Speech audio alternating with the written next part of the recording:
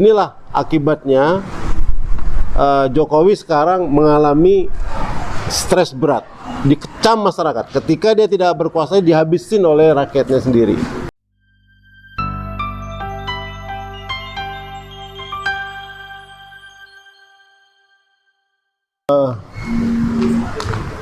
Ada beberapa kesalahan di pemerintahan Jokowi, ya. Yang pertama, kemunduran bidang demokrasi dan HAM. Kedua, isu politik dinasti. Dan ketiga,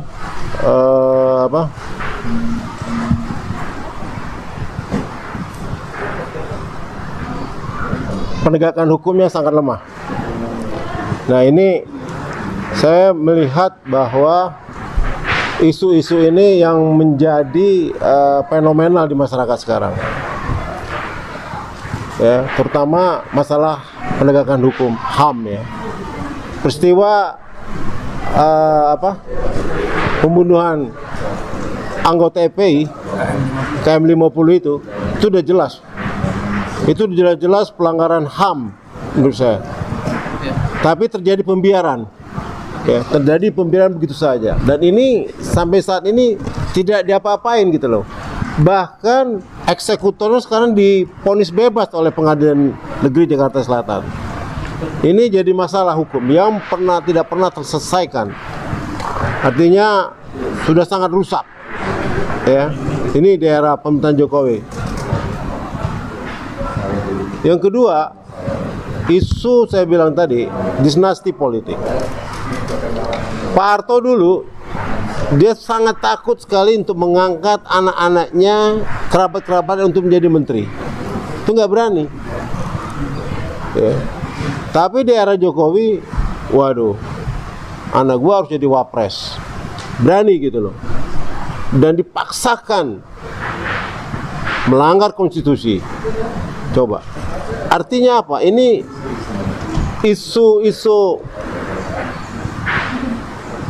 apa ya, yang namanya dinasti politik ini sudah sangat luar biasa. Dan sekarang inilah akibatnya Jokowi sekarang mengalami stres berat, dikecam masyarakat. Ketika dia tidak berkuasa, dihabisin oleh rakyatnya sendiri. Ini akibat terjadinya pelanggaran hukum oleh dia, karena dia ingin memaksakan anaknya untuk jadi wapres, padahal secara syarat undang-undang belum terpenuhi. Dengan gugatan MK, akhirnya dikabulkan melalui pamannya Gibran sendiri yang menjadi ketua Mahkamah Konstitusi. Nah, ini KKN-nya luar biasa. Dulu era reformasi itu Soeharto tumbang kena akibat KKN ini loh, pemberatan KKN ini. Dan sekarang di era Jokowi dibiarin begitu saja gitu loh. Dan ini udah sangat merajalela.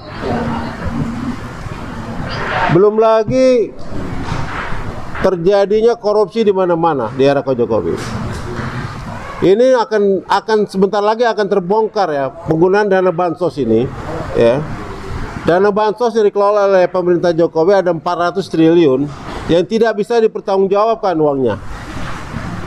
Ini dikemanakan uangnya? Dan itu kemarin kakaknya si siapa? Haritanu Sudibyo udah ditahan itu, kasus dana bansos ini. Udah ya? Sudah. Nah, ini nggak main-main nih. Ini isu hukum ini nggak luar biasa. Artinya memang di era pemerintahan Jokowi penggunaan uang APBN itu secara serampangan sekali, ya, secara serampang lagi dan vulgar, dan sesuka-sukanya aja dibagi-bagi APBN itu. Banyak sekali kebocoran-kebocoran uang negara di era pemerintahan Jokowi. Terus kasus-kasus korupsi yang lainnya di era tambang itu luar biasa sekali. Jokowi dengan gampangnya merubah undang-undang pertambangan. Semua izin tambang tuh dari kepala daerah yang mengatur, sekarang harus izin pusat. Coba. Dirubahnya undang-undang itu, dia yang menentukan sekarang. Seorang presiden, tadinya kepala daerah. Diambil ya? Diambil kekuasaan kepala daerah itu, yang otonomi daerah. Gubernur aja dulu kalau areal tambang itu di 2 kabupaten, baru kewenangan ada pada gubernur. Kalau di era satu kabupaten itu kewenangan kepala daerah, bupati Atau wali kota. atau wali kota. Pemerintah pusat tidak ada punya kewenangan untuk mengatur tambang. Nah, di era Jokowi ini luar biasa. Diambil semua. Tambang diatur oleh pusat. Nah, inilah yang menjadi kalau menurut saya suatu kejahatan politik yang luar biasa, suatu kegagalan dalam mengelola keuangan negara, mengelola negara dengan secara serampangan. Artinya apa? Artinya memang kebocoran keuangan di era Jokowi itu luar biasa besarnya, dan bahkan ribuan triliun, bukan ratusan triliun lagi, ribuan triliun. Nah, ini dikemanakan uang ini, gitu loh. Ini bagaimana pertanggungjawaban keuangan negara ini, gitu loh, di era Jokowi itu. Coba, penggunaan anggaran negara secara serampangan dilakukan oleh pemerintahan Jokowi, terutama bansos ini. Ya, bansos ini juga untuk memenangkan Prabowo Gibran, ya bansos juga. Memenangkan Jokowi 2 periode menggunakan bansos juga. Coba, dana bansos digunakan untuk kepentingan politik seorang presiden supaya bisa maju 2 periode. Kepentingan politik seorang calon presiden untuk kepentingan anaknya maju sebagai wakil presiden. Itu dana bansos itu. Nah, ini harus diusut secara tuntas menurut aku. KPK harus berani, Jaksa Agung harus berani membongkar masalah ini. Kebocoran keuangan negara yang sangat tidak sedikit dan sangat besar, sehingga membuat bangkrut negara ini. Negara ini jadi bangkrut dibikinnya.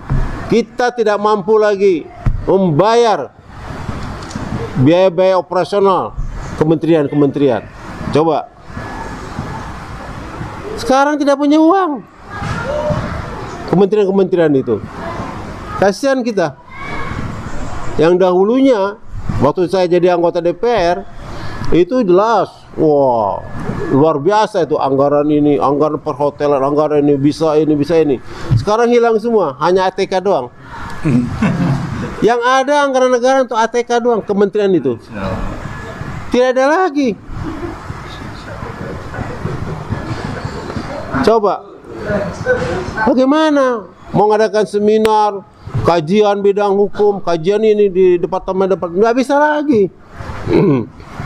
Yang layak cuma DPR aja tuh, bisa liburan ke luar negeri, sebentar kunjungan ke luar negeri, asik banget memang. Tapi di kementerian-kementerian itu udah sangat memble, tidak ada lagi uang negara di situ. Proyek MBG ini juga butuh dana yang cukup besar, dan ini kalau saya setuju ya, karena yang menikmati anggarannya rakyat. Tapi ini akan menjadi fenomena besar. Kenapa? Sekarang terjadi keracunan di mana-mana. MBG ini disengaja atau tidak, saya perlu diselidiki nih. Kalau saya ada unsur kesengajaan ingin membatalkan proyek rakyat ini, gitu loh. Nah, ini yang perlu hati-hati benar. Makanya saya mohon pada pemerintahan Prabowo untuk kasus proyek MBG ini jangan dibatalkan, tetap dijalankan terus proyek MBG ini, cuman diteliti, semua dikawal, ya. Penyaluran makanan itu dikawal. Isu yang beredar, ada gerakan untuk merancuni anak-anak ini untuk menyatukan pemerintahan Prabowo. Nah, ini yang harus diwaspadai sebenarnya, jangan dibiarkan. Ini ada peristiwa tahun 65 seperti ini juga, peracunan ini yang harus diwaspadai, gitu loh. Kita tidak ingin pemerintahan Prabowo ini hancur begitu saja dengan gara-gara proyek MBG ini, gitu loh. Jatuh ribuan negara, kepala negara karena proyek MBG. Karena apa? Ini kekuatannya MBG ini kepada petani, rakyat kecil, petani menikmati banget ini. Ya, hasil sekarang tuh di daerah-daerah Sukabumi itu banyak sayur-sayuran itu jadi laku semua itu. Sayur-sayurnya laku, cabai-cabainya laku, semua laku untuk proyek-proyek ini, gitu loh. Sehingga bisa membangkitkan ekonomi masyarakat di desa, di daerah. Kalau ini benar-benar tercapai ini. Cuman yang saya sedihkan, dari tahun pertama anggaran itu 71 triliun MBG ini, cuman baru terrealisasi 6,2%. Masih sangat jauh gitu loh. Jadi ada semacam lamban. Pelaksana tugas orang-orang MBG ini lamban gitu loh. Sehingga tidak serap anggaran itu hanya 6,2% dari 17 triliun. Ini mau menambah lagi 130 triliun. Jadi bagaimana 71 triliun aja masih ada sisa anggaran, baru terserap 6,1%, 6,2%. Nah, bagaimana nambah lagi 130 berapa persen? Jadi belum terserap secara keseluruhannya. Nambah korupsinya. Nah, nanti takutnya ada lagi penyelewengan. Tolong diawasin benar ini, karena dana MBG ini sangat besar, sehingga banyak orang berbisnis di sini. Anggota DPR saya dengar sudah punya rumah MBG. Lumayan itu. Satu rumah itu bisa menghasilkan bisa 60 juta per bulan. Satu rumah MBG ini. Bersih. Kau bayangin aja kalau 3.000 makanan dia dapat keuntungan 3.000 perak. 3 kali 3 berapa? 9. Per hari 9 juta kali 30. Masya Allah. Coba 3 bulan mana? Ambil 300 juta. Iya. Jadi MBG ini banyak merekrut pekerjaan baru, penghasilan uang. Nah, sekarang yang punya uang ini kan para pejabat-pejabat. Banyak pejabat-pejabat punya rumah MBG. Terutama anggota DPR itu punya rumah MBG karena di sini menghasilkan uang. Rumah MBG ini. Oke lah, saya nggak masalah, saya tidak persoalkan itu ya. Tapi sepanjang itu anggarannya tidak dikorupsi untuk masyarakat, silakan, gitu loh. Jadi itulah yang bisa saya sampaikan bahwa di era Jokowi penegakan hukum sangat lemah, terutama kasus dinasti politik itu yang membuat heboh. Dan sekarang sudah diselidiki lagi nih. Ternyata nggak punya ijazah SMA anaknya itu. Gimana ini? Aduh, aku bilang kacau banget ini.